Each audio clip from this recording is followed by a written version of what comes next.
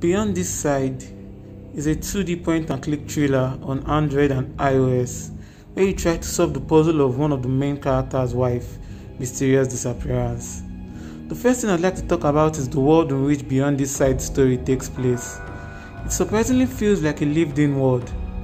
I mean, for the most part, each location is small, with limited room for exploration, and points of interest are marked for the player. But this helped the devs make each area well detailed. Everything from the design of buildings, to wallpapers, posters, graffiti, to the shack a hobo lives in, feels real.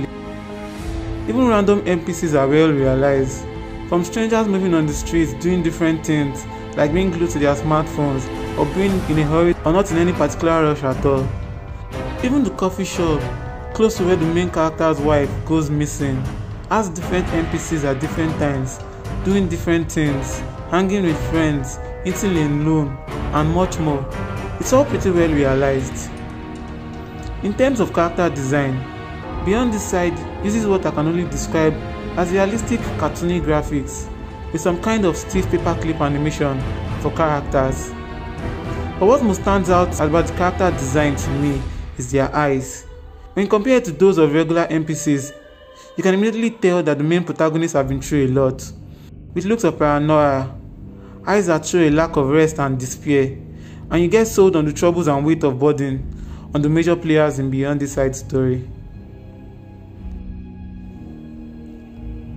As for the story, Beyond This Side starts with Sam investigating the alley in which his wife was last seen before her disappearance, for probably the millionth and one time in 6 months, without it looking like it'd make any significant new discovery over the last million times he's tried.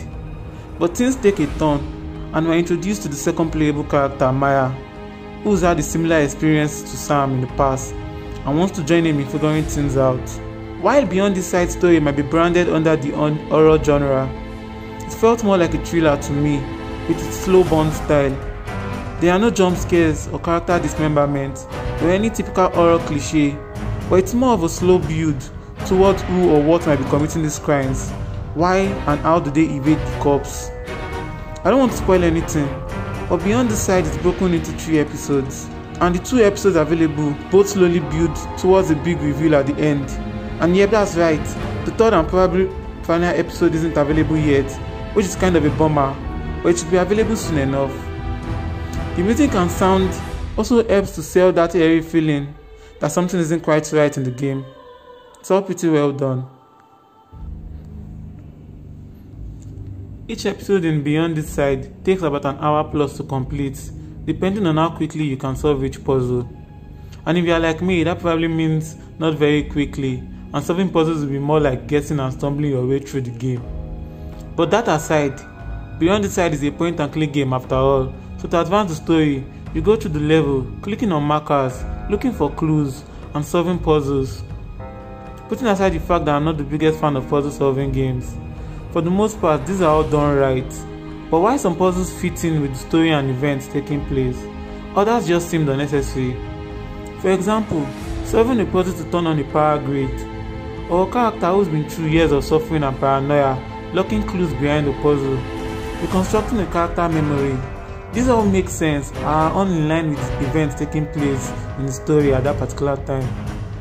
But some, like having to help a character remember an important phone number when he could have just saved it on their smartphone, or some random old lady storing some random tool in a lockbox with a complex puzzle, was just immersion breaking. And immersed is what Beyond This Side wants you to be. Heck, close to the end of the game, I realized that timers were actually a countdown to when you can skip puzzles, and not to when you fail them. Meaning, if you wanted to take in Beyond This Side story as some sort of interactive movie or a mini-series, you actually can. The only drawback if you want to play Beyond This Side this way is you actually have to wait for a fairly long time before skipping puzzles. And hopefully a future update gives the option to remove timers for those who just want to experience Beyond This Side story without forcing over puzzles.